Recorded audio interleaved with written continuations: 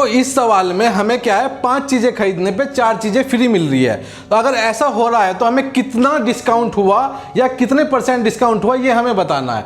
तो हमने मान लिया कि जो मार्क प्राइस है एक आर्टिकल का, एक चीज़ का 10 रुपये है, 10 रुपये हमने मार्क प्राइस मान लिया।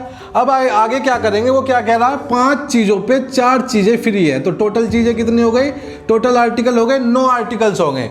तो 9 आर्टिकल्स का मार्क प्राइस कितना हो जाएगा, अगर एक आर्टिकल का मार्क प्राइस 10 रुपये है तो 9 आर्टिकल का कितना हो जाएगा, 90 रुपये हो जाएगा।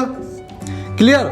इसके बाद क्या है, सेलिंग प्राइस ऑफ 9 आर्टिकल कितना है। तो सेलिंग 9 आर्टिकल कितने रुपए में मिल रहे हैं हमें, 9 आर्टिकल हमें उतने रुपए में मिल रहे हैं जितने हमें 5 आर्टिकल मिल रहे हैं जितने रुपए में। क्यों, क्योंकि 5 पे 4 फ्री है, 5 खरीदेंगे हम 4 फ्री आ जाएंगे, तो 9 आर्टिकल आ जाएंगे, तो 5 का दाम देना पड़ेगा हमें। 5 का दाम कितना है, 50 रुपया है।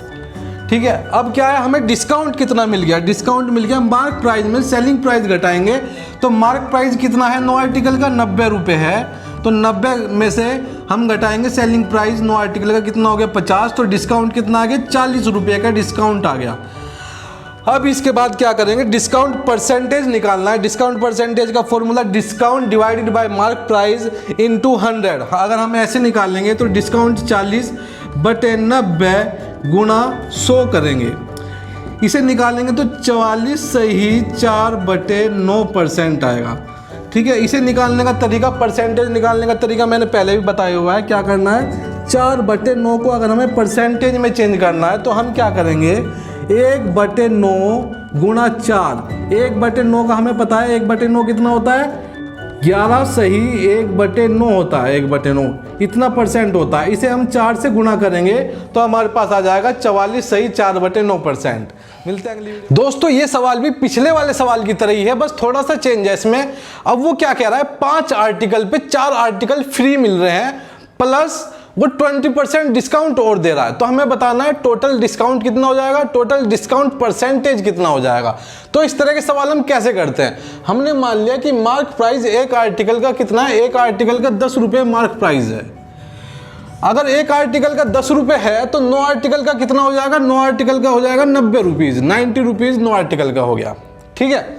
अब वो क्या बात है कि सेलिंग प्राइस ऑफ 9 आर्टिकल क्या हो जाएगा, सेलिंग प्राइस ऑफ 9 आर्टिकल क्या हो जाएगा। 9 आर्टिकल हमें कितने रुपए में मिलेंगे, 9 आर्टिकल हमें मिलेंगे 5 आर्टिकल के प्राइस में। क्यों, क्योंकि 5 पे ये 4 फ्री आ जाएंगे, हमें देने पड़ेंगे सिर्फ 5 के पैसे। तो 5 के पैसे देने पड़ेंगे, तो 9 आर्टिकल के सेलिंग प्राइस कितना हो जाएगा, मार्क प्राइस हो जाएगा 5 आर्टिकल का जो मार्क प्राइस हो जाएगा वो सेलिंग प्राइस हो जाएगा 9 आर्टिकल का। ठीक है। अब बात करते हैं, वो क्या कह रहा है, 20% एक्स्ट्रा डिस्काउंट दे रहा है, वो डिस्काउंट दे रहा है। तो इस पे 5 का एक 20% होता है, तो 50 का कितना होगा, 50 का 10-20% होता है। तो 10 रुपये का वो डिस्काउंट दे रहा है। तो यहाँ पे अगर मैं करूँ 20% का करूँ तो 40 रुपये इसका डिस्काउंट आ जाएगा। मैंने क्या कहा, 20% इसका डिस्काउंट इसमें से निकाल दिया तो 40 रुपये आ गया। अब क्या बात है, डिस्काउंट कितना आ गया हमारे पास, डिस्काउंट कितना आ गया, 9 आर्टिकल का मार्क प्राइस कितना था, 90 रुपये का, 90 रुपये था। तो 90 में से अब क्या है, हमें पड़ रहा है वो 40 रुपये का पड़ रहा है। कैसे पड़ रहा है, देखो 5 रुपये का हमारा मार्क प्राइस था, 4 हमें आर्टिकल फ्री मिल रहे थे और 20% का और इस पर डिस्काउंट मिल गया, तो हमें 40 रुपये का पड़ गया। तो 40 रुपये का हमें पड़ेगा, तो हमारे पास कितने की बचत हो गई, 50 रुपये हमारे बच गए। जो 50 रुपये हमें बच गए वही डिस्काउंट था। जो डिस्काउंट है, अगर मैं इसकी डिस्काउंट परसेंटेज निकालूं तो हमें कितने का फ़ायदा हुआ, 50 रुपये का फ़ायदा हुआ। किस पे, 90 पे।